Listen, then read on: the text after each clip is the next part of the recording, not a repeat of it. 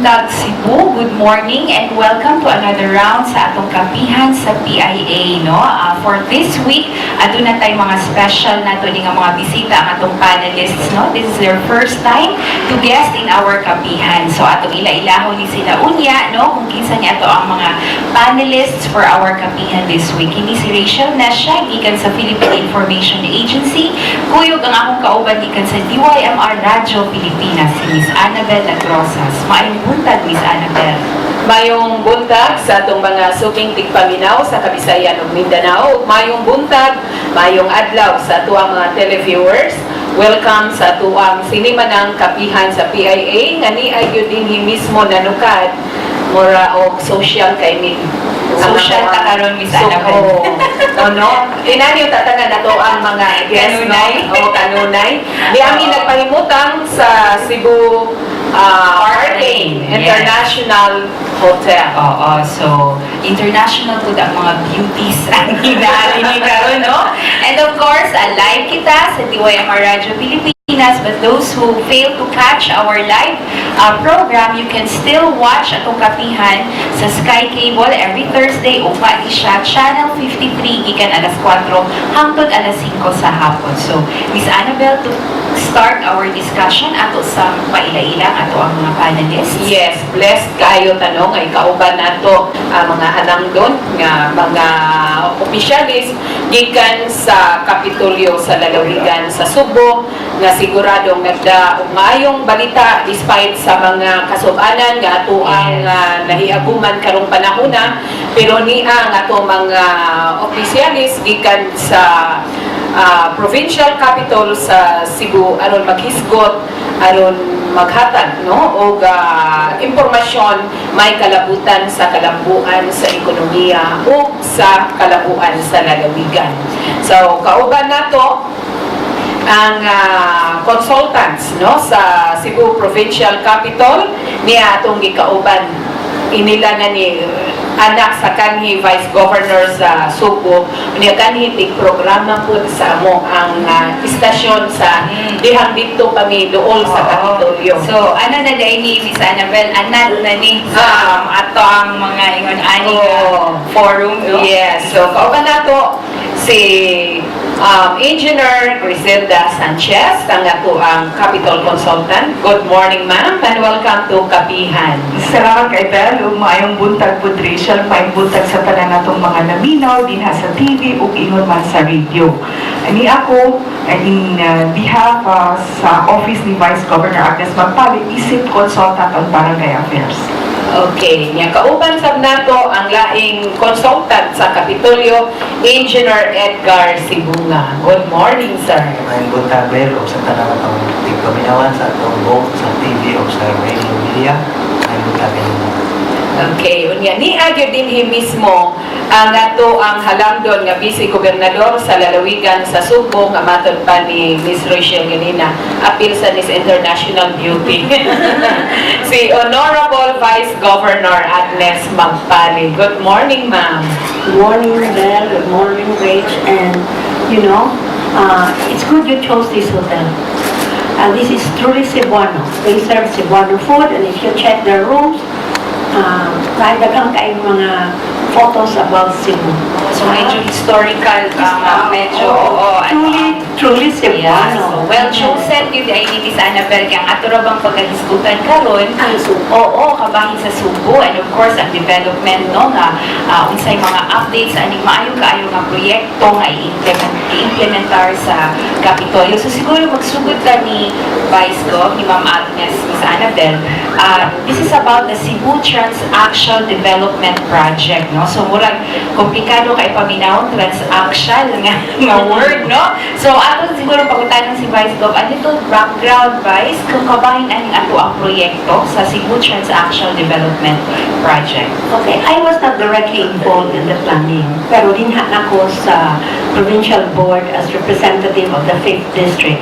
When the Vice-Governor then was late Grecilda Sanchez, did a study together with Engineer Sibonga and many other consultants. At that time, tingali wala na-appreciate sa mga tao. But now, with this huge problem we're facing, the traffic problem, more than ever. Namalik sa akong panunduman how the Vice-Governor then passionately yun, talked about this Trans-Axial Highway. Kagahapon, dito ko sa it also Kapihan, the 888 Forum. May mo bang i-mention? Yes. It's all one. I was also guest of the 12th anniversary of the 888 Forum. You know very well, that's a tourism forum.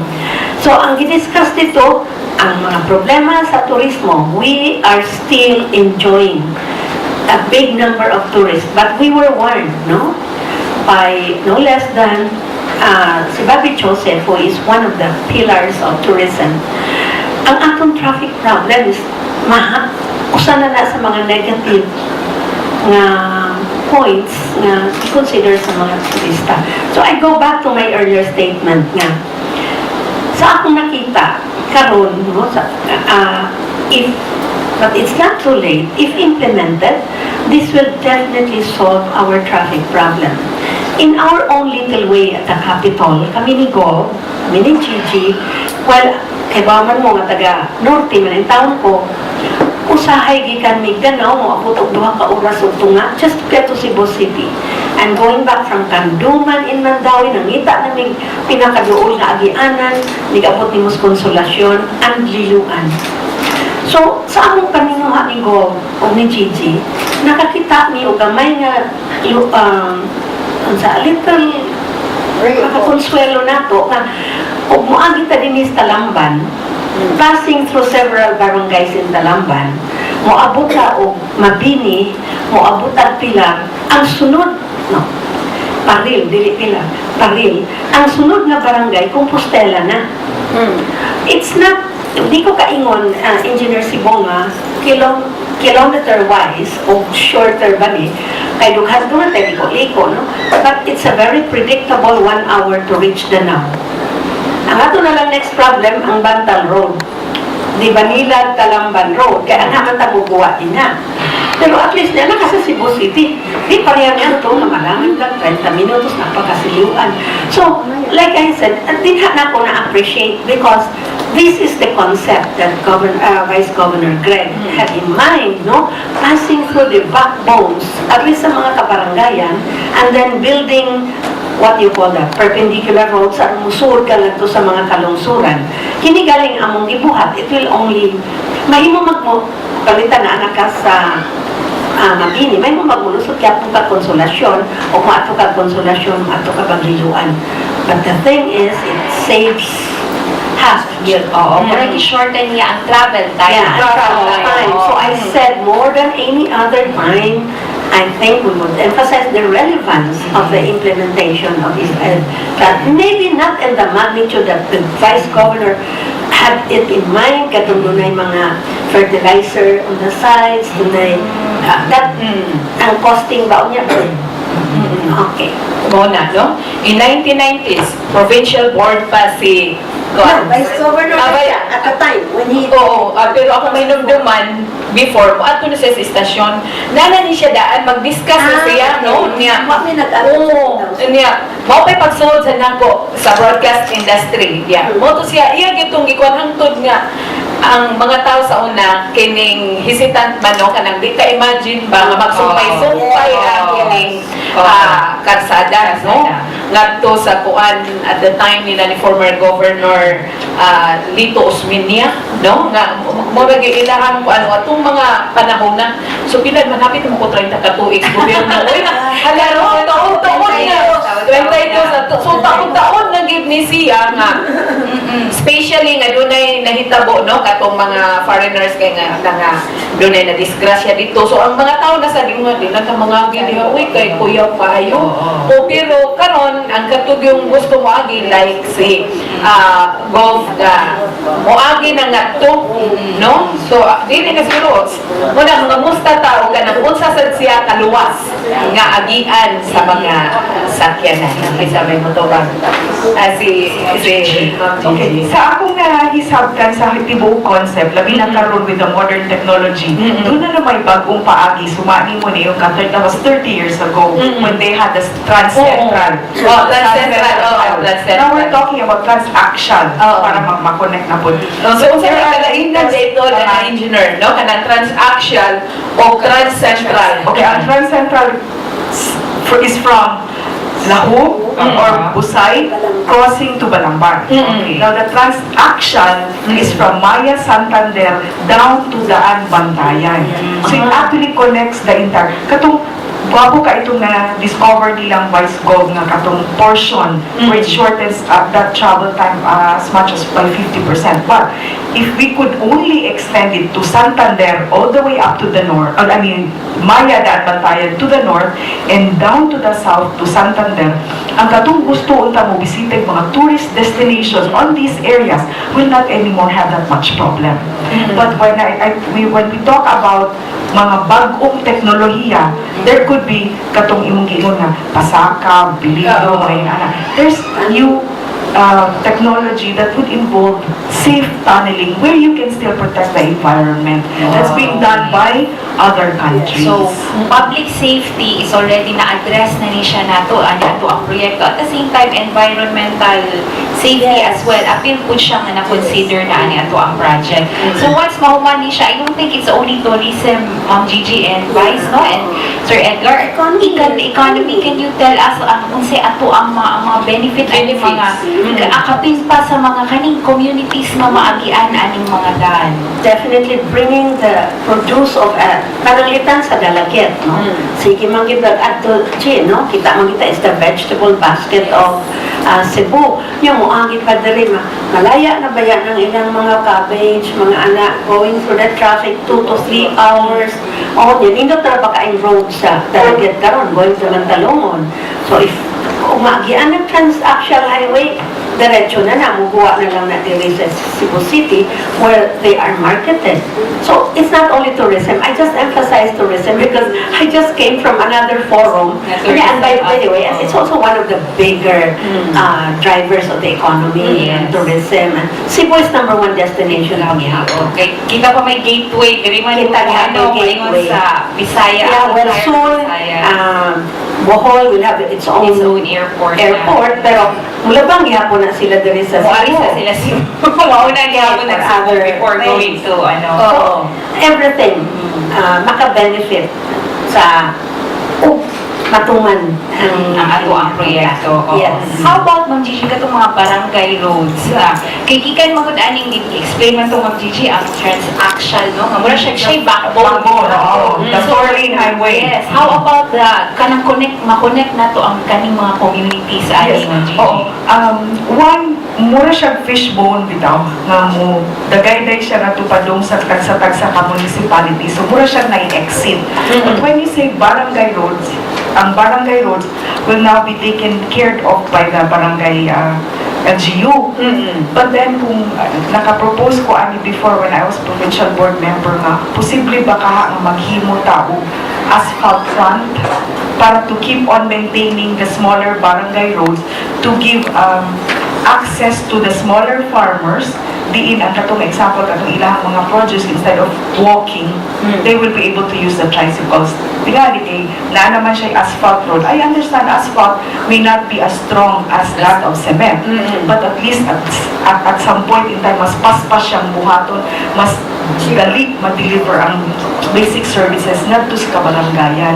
But I don't know if there's a provision with COA to, because it's kind of an enterprise, it can be interpreted as an enterprise because it will make asphalt. So if only and then maghimo og asphalt. Yes, engineer. Ang local government units pwede nga mag-put up siya ang asphalt plant. For as long as ma-follow lang ang tanang rules and regulation ng procurement. Kasi wala may hindran sana. Basta ma-follow lang ang procurement procedures. Matoy ingon ni Engineer Gigi nga kung mukuan ba sa COA. Matoy ingon na COA ball ba? Now, sa kami sana, pero whenever we implement government sa project, we have to think ahead. Advance tayo mag-isip kinahanglan nga di walay plastada para smooth ang implementation. Kay ang benefits magud ani dili ba ano nato ang benefits na makuha sa mga tao kay mahinayon kay tungod na mga problema sa papeles, no? So kaning ato ang right now unsa may status sa aning ato ang project. Gigi. Sige Sir Edgar, ang status first of all, studying ang gihimo atong 2007, 300 kilometers na siya. 220 are existing roads. Unang 80 kilometers ang buhaton pa mga roads. Pero roads may natong sagutan na existing. But we are talking about highway. Ang standard is highway, kini siya highway. 4-lane highway with a road right of way of 50 meters. Susugdan nato og 2 meters, 2-lane both sides of the road right of way. Unya bakante ng tunga. So that if there is going to be an expansion towards the center of the road right of way, di na kamo expropriate pa ba? So, ingon ana. And then, while that is going to be so, we will utilize the center strip for other development like the putting up of solar power plant. Okay? And this highway also, when we started to study the pre-feasibility study in 2007, ang posting ato was 55 billion pa siya with all the other components. But when we updated the costings in year 2013, that was ilang years later, 7 years later, ang estimates amounted to 80 billion na. So, if and when is going to be implemented today, I believe as an engineer, it will not be less than 120 billion pesos. 11 years ago, from 2007. Unang kinahanglan ma-implementar na ginising. Ma-implementar. Pero pagkata na kinsay mo implement, mo implement o kinsay mo abaga sa galas mo funding. Little about that. This is going to be not purely by government efforts, kaya ko investment requirement. It has to be through the private sector. But from their point of view, kinahanglan nga mo earn siya to recoup what they have invested.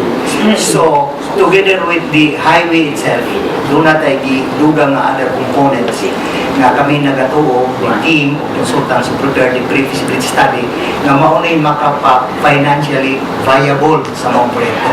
And these are, of course, the windmill plants, power, and the solar, and the 550-hectare reclamation project from Talisay to Mindanao to Naga, because we believe that that is 550 hectares, because we believe that ang atong mga cuttings, mga earthworks nato ba during the construction of the highway can be dumped to be utilized as filling material sa reclamation project diya sa Talisay, Mindanao o Naga. And that is a big component of the Trans-Axial Highway Development Project. The water and the economic zones. And so, these are the major components of the project to make the highway project financially viable from the point of view of the financiers. So, yeah, tungkol kay dako kami kayong project, and I talked to a few minutes ago or 1 hour ago, ASEC Assistant Secretary Arnold Familiar, who was with me when we updated the figures in 2013. Karon siya naman sa Assistant Secretary sa Department of Transportation. Ingon siya nga nakahanay ni siya project sa long term, meaning within 6 years, long term. Ingon siya nga ang para short term of which detail engineering, para medium term para full-blown feasibility study, naka-line up na kita ni apata sa long term, ni suggest siya na if the officials of the province of Cebu and the people of Cebu would lobby for the preparation of the full-blown feasibility study, and funds should be set aside in siya, dili kayo problematic dito kay na siya. So, okay. Oo, So, wala this is ginagawa good. ko lang sa tanapas na siya. Oo, confused na. Kaya usa siya sa natuon. No? So, nangutana ko og what specific requirement would make you move upstairs para maglahinan o funding siya. Walang siguro nito nga nalay current solution sa mga existing current officials, ay lang itong kaniyang ito. Ano na lang ang existing officials siya kay kabangan ako na kay part ko na kaniyang ito sa nag-validate patas ang postings when we validated in 2013. So, muna nakaayo, ano siya ba? Muni mayong balita Muna karon. may balita ni Mama Grace nga. So, mapadali na to. oo, katong Otherwise, papabiling radya po siya. Oo, damo rin Paus-us na tumalas ng medium term. Oo. Paus-us na lang to. Within 3 years man ang medium term. Within 3 years. Oo, sige. Within 6 years ang long term. So, ang target yun na to, Ani, no, kanang implement na dayon should be by Pero katanggihan mo, Full-blown implementation, doon ay engineering, detail engineering, prior to that, doon ay full-blown study. full-blown study. Kaya na siya. Ang full-blown study is a maximum of 1 year, a minimum of 6 months. Sa technology na to ron nga, anak na ko ng information. Dali na tayong kuha ko ng Dali na information, tayo. ng data. So, Nakipangutana Sige, Vice. Yes. Because you mentioned, and we also know, 82 kilometers ra ang ikinahanglan para ma-connect ang vegetable highway. Are you talking about vegetable? Kanang mga existing roads, no? kanang visible is 45 km. Yeah, 82 kilometers. So, unahon lang na natong update tingali. Tingali ang investors will be owed by the amount, billions ba? But how much does it take to open the 82 kilometers basic affordable na sa province? Ang 82 kilometers, dili siya continuous. Kuhan siya, putol-putol. Amon, di total tanan, Walang 82. 82. Na Nas Norte, panulitan ka na sa Sugod, kanto sa Bugo. Wa pa man ay road ya sa nga nag-traverse. But the 82 would not require, pila may ano-ana, engineer. At least kung mag-open sa taana, makagasto ang province na bisag budget ang province of maybe 5 to 10 5 to 10 per kilometer. 5 million per kilometer. Which is affordable, okay, phase by phase. I'll give you an example. We are now building, it's in the pipeline also, a road that will connect Tuburan to Agsuao in Katmon, ganing Agsuao? Katmon, no? Yeah, Katmon. A matter of mga 1 or 2 kilometers. Kaya mo na yung ingon, ang 82, actually, segments na sila. Total. So, tingali, o hinahinayon, sugod ka na, kanang sugod to Bourbon, yung giingon. Mga 2 kilometers ka na, sabot ka na. Taas, ma'am. Taas na sa ba? But anyway, whatever ba, basta yun ana nga, face by face na po, parang lang natin nahuman. Pero don't think kaayo ang 55 billion, asa na tayo na ating. Magsugod ta aning giingon ni Vice nga face by face, at least makita na siguro sa potential investors ba nga ani nakita na niya nga okay, Nakasugod na yun. nakasugod na. Mo tuloy yung pangutana na bisan sa feasibility study pa lang, doon na ba ni signify bitaw nga nakuan kanang interest our na investors. Na ano ba, engineers to pa sa inception pa lang sa kuan ba plano. There were groups coming from other countries like Malaysia and lately dunay from China. Doon na gani ni-contact na ko nga from one of the key people there sa maybe office of the president, claimant siya. nga dunay mga interesado ba. Pero kuto ba diha? Kuto pa lang sa pag, I think they're waiting. Oo, Man sila makasolo walay full-blown feasibility study. Pero at least may kuha na sila nga interesado sila. Feasibility study. Sige. Study. Yeah. Yes. Regina kay Inugang. Sige. Ang ako managulong observation is that most of the developments recently are geared towards the other side of the province. Like, although I have nothing against it, kay development man kita, we welcome development, but we just hope, since as a consultant to barangay affairs, na makita mo na kung other side of the province, medyo nakalimtan. Like, for example, kanang mo travel ta dito, mga magabi na, medyo hinay ang economic development, wala economic development. Tungod kay wala na may buhaton sa gabi, sayo na sila Manila. Unlike the other side of the province, they say from Danao all the way down to Karkar. Medyo bibo na napita. Plus na 4th bridge, 3rd bridge, daghan na gyud kaayong ma-attract. Ang chances are, ma-flooded sila. I still hope and firmly believe nga madipon just gihapon na to. Inig-flooded na po aning mga gipanghimo karong LRT, BRT, 4th bridge, 3rd bridge. Makahinumdum na po unya ta nga, uy, mubalhin na dito tas pikas kay puno na sad kaayo ta diri. But in preparation on that for this explosion, ato na utang giandam ang the other side. Like we can put up economic zones to the other side of the province. We can put up the solar power, we can develop water resources and use to service those people in these populated areas. So in preparation, no, i-appeal no kanang sa plano. Muna to advance mag-isip yun to Miss Annabelle, no? I mean, May once also- na sige Yes, Sa giingon ni Chichi nga, after that, recently, nakaibawal si Governor niya na ay mga Chinese, ikan siya sa Fujian province, no? Interested, inig-ingon mo nila beyond Danao, ma-discourage sila, kaya gusto nila ni Rel. So precisely, we need the road first.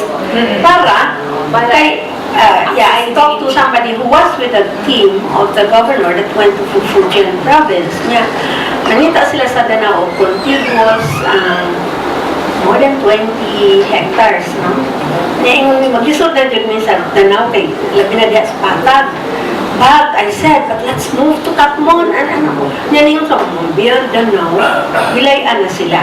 So maybe if the road is in place, di ba sa China, di una ang mga roads? Yes. So you see roads built nga, lakyo na kaayo. Then there are condominium units na bakante pa. Well, but of course that's a different story. Pinagkan sila kwarta and their structure of government is different, no? Wala sila problema, road right of way. Sige lang sila. And yung kining Trans-Axial, most of the roads nga maagian ang inikuhan, Timberland man, owned by the government man, So daghan gyud ay mahimo do.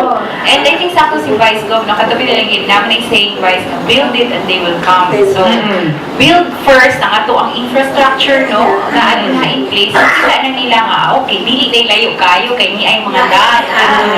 Ang accessibility is no longer an issue. So, Miss Annabelle, naapa ba kay dugang pangutana or Ang akong kuan nga ihatag na nina ko sa kaubanan nato mga media kay mas daghan pa ni sila og pangutana no ni ana Nanapon tayo kaubang mga vloggers. I see, no, a few of our vlogger friends na naadi ko. para ma-promote na gyud ni bisan og kana bang aton gining giplano alang sa kalambuan no dili lang siguro kalambuan sa lalawigan sa Sugbo mo kuan sa mo spread po ni sa mga silingang mga lalawigan no dinhi sa Region 7 and hopefully generally sa tibuok naso niya ilahan ning i-replicate nga maong proyekto. So ato nang ihatag sa atong mga kaubanan gikan sa media ang mga pangutanan ninyo no may kalabutan nining dako kayong proyekto nga ipatuman unya sa kagamhanan sa lalawigan sa Sugbo uban sa mga interesado nga mga investors dili lamang dinhi sa Pilipinas kundi mga langyaw po nga mga magpapatigayon. So, kisay unang mangutana ni adili ang ato ang Capital Consultant for Barangay Affairs, si Engineer Grecilda Sanchez. Ni apo dinhi ang Capital Consultant si Engineer Edgar Sibonga o si Honorable Vice-Governor Agnes Magpale. Kisay unang mangutana, Sir Eli. How come that the full-blown study was not conducted, considering that the late engineer Grecilda Sanchez told me about 10 years ago or about 12 years ago that there must be a plan or a feasibility study in order for this project to move on. But unfortunately, he was not supported by any provincial official at that time, especially that he was in argument with former Governor Garcia. Why was there no support for Grecilda Sanchez at that time? Thank you. So, nga naman, wa may full-blown. For a project like this with such magnitude, dako ayo siya. The funds that was set aside by the province for the preparation of a study was only good for pre-feasibility study. So gamay siya 10 or 12 million nagasto ako. So it would not be enough to finance a full-blown feasibility study. So that is why it was only a pre-feasibility study. Natubag, Sir Eli? What happened to that 12 million appropriation for that pre-feasibility study? Magamit ba na? So the pre-feasibility study was prepared. In fact, that was the subject of a review during the time of Governor Davidi atong 2013. Again, he and some people were commissioned to make a review and also to update the figures. So from 55 billion to 80 billion in 2013. Ang gibasihan ang itong pre-feasibility study. Most na itong gisubiter na to SNEDA so that they will prepare now a full-blown feasibility study. Who will make that full-blown feasibility study?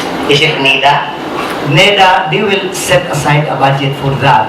Okay. And if their agency will be the one to implement, maybe they can commission a group of experts to prepare for it. What is the participation of the Cebu Provincial Government? Since it's still a study, maybe the provincial government would provide all information vital to the preparation to the group that NEDA will assign, will commission. NEDA meaning the RDC or the ICE, the NEDA Manila? NEDA Manila. NEDA Manila. Infrastructure Committee. Yes, because this is a very big project. Is this subject to endorsement by RDC? As far as the preparation of the study and the request for funding, it was already endorsed by the RDC maybe two or 3 years ago. 2 or 3 years ago. Clarification, It's a sir. follow-up man. Clarification. Is this full-blown feasibility study, if realized, will be used for foreign funding? Foreign funding would require, before they will see a peso, to a full-blown feasibility study because they will let their experts also review before they will actually implement. I see. So your target is within 3-year time or 4-year time? They will set aside the funding and then the province will make some follow-ups there.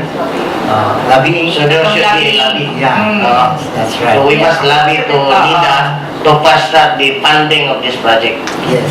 Thank you, sir. Muna gibuhat na to po dron ng Gigi, no? And Sir Edgar, galabi dyan tamaron dito for NEDA. Okay. So, another questions? Jimry? Nakascale na ho ito nakascale na din sa mga LGUs Itong mga LGUs na affected din project, and then maybe know kung sa ilang reaction o support ba naka-express na ba sila sa ilang kung sa po yung ikinahanglan nato sa mga LGUs na agian, no? Oo. Ikinahanglan nato from them. Endorsement from the Sir. SD. Oo. Sige. Ay, murag ikaw yan. Okay. In the pre-feasibility study that we prepared, we see to it that all critical issues be addressed properly. One of these is, of course, the involvement of the local government units. Generally, the mayors are happy, the local officials are happy to have this project. Then, a group that is really lobbying, not so favorable for this project to be implemented is the environmental group. So, the environmental group, because there are some areas which are protected, and they are afraid that through this project, these areas might be open for development that might destroy some species of fauna and flora which are still there, nahandlok sila nga basin niya destroy. So, amo silang ipatawag, ma'am. We call them with then Vice-Governor Grecilda Sanchez presiding, and we offered to them a proposal, and we told them that in the study there must be a portion of the total cost, a percentage of the total cost, 1%, 2%, 3%, that must be set aside to address environmental issues so that this money, these funds could be utilized for the implementation of a program that will protect the environment, a program that this group, environmental group, will be the one to hatch themselves. So, among iklaro may nga, kamoy preparers program, kung saan pag-protect ang environment kay mao na inyong number one concern, we have to set aside funds for this. And in the study, among iklaro na funds should be set aside for this purpose in a percentage basis. If it is 100 billion, then maybe 1 billion to be set aside for environmental purposes. And that is good funds to finance any project that will protect the environment. And they agreed to this, sir. It was That is a part of the pre-feasibility study, which we believe the full-blown FS will also consider one. Una na siguro mo ito, Ma'am Gigi, no? Inyong gigon nga, na environmental, there's like a part component sa project na itanaw na siya. So, funds will be set aside to environmental management funds siya for any issues that might arise kay katong giingon nito ni mo Vice-Gov nga kaning upang timberland ang kagian sa uban nga mga Just like what Gigi said earlier, there are modern technology has caught up with us already. Nainumdum lang po, G, because I was in Japan last month for a tourism gihapon from Tottori, which is a prefecture, to Tottori to Osaka. We passed around mga 50 katanos. Ang uban gagmay ra, ang uban tag-as, katuning dili na bungkabon ang mga bukit-bukit. So, well, of course, they have the money also, pero mo na niya ang i-fund sa atong mga partners. So, what is good sa kanang feasibility study pa ba? Huwag gitago. No? Huwag gitago ba? Huwag gitago. Like, for example, katong sa wala ko didinay nga na-adyo'y maapektuhan, no? mga But protected areas. there are portions that it would be technically very expensive if we do the usual thing. So, naratay ipang-recommend na tunneling should be done. And tunneling boring machine now is not very expensive karon. Nagana-ganon na sekandahan. Antong pwede pa lumago na ito.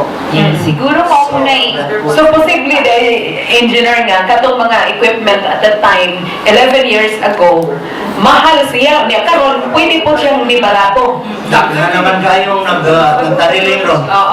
So, okay no. Okay na. Kanya, wala naman yung gamit nila. Kung man nila project.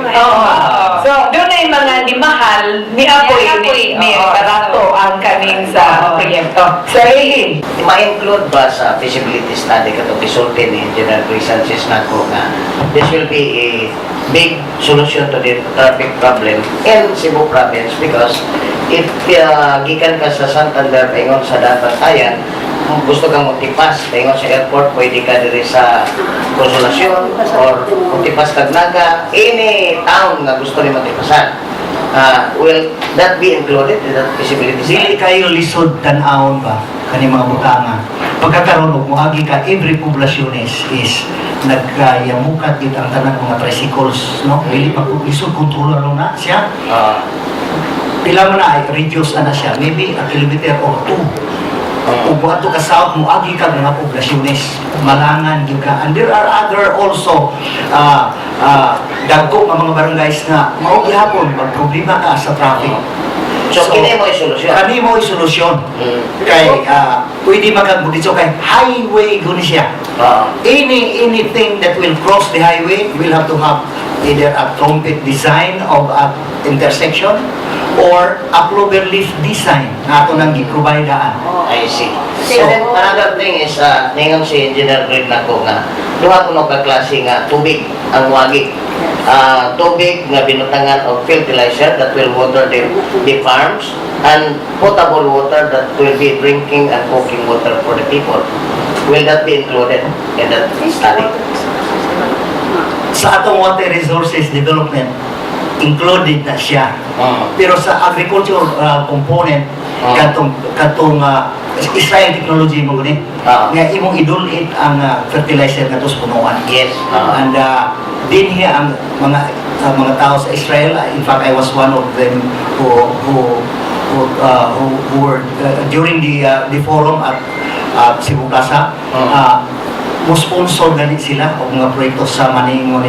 So this will really encourage them to bring the technology na atong liquid fertilizer ato na idulit na tos punuan sa mga tanong, so that we will minimize the wastage of water sa irrigation.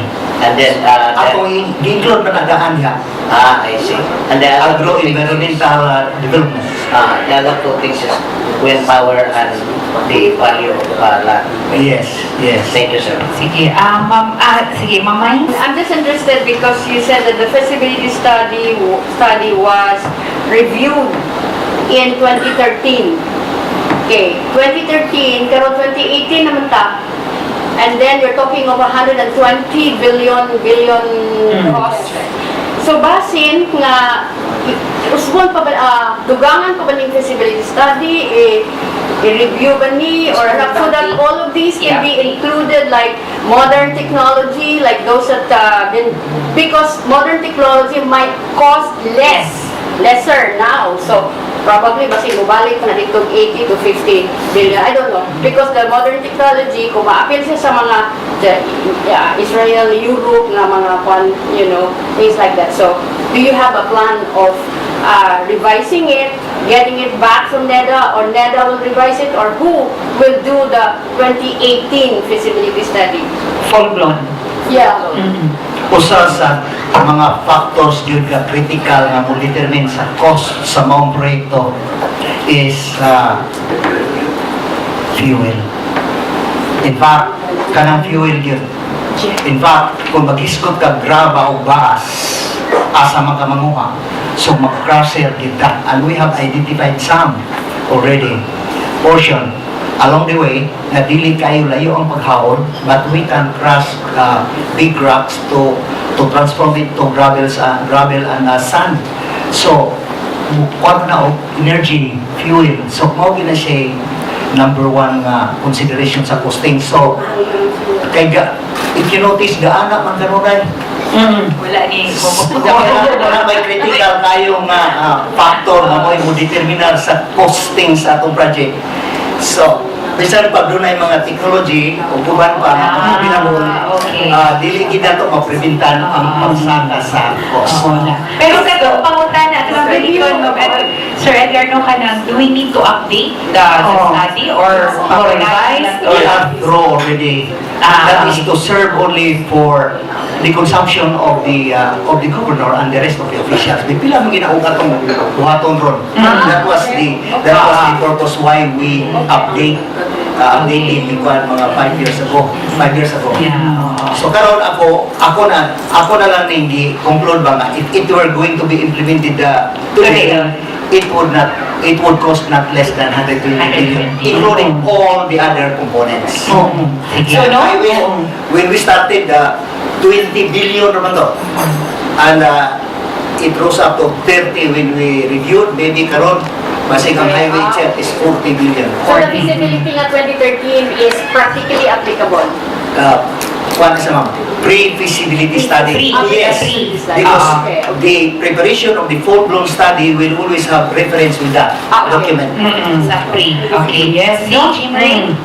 Correct me if I'm wrong, sir. No? Na-overheard na ako kanina, you're going to collect, nahimo ba sa expressway or their portion na himo expressway to collect something, toll fee? Isa pa na sa mga naisgutan. Our study shows that only 10 to 12% 10 to 12%. of the total investment for the highway can be recovered by the investor. Therefore, no investor would invest. So, maunang doon ay other components. So, the highway itself, in order to generate 10 to 12% of the entire investment, must be doon ay toll fees na itong ipahamtang. So doon na tayo mga toll booth. I think there are more than 10 toll booth and there are rest areas along the highway. So these are the things that has to be in place in order for the highway to make money. It must make money, otherwise kinsa may investor na ganahan mo invest. So, natay toll booths.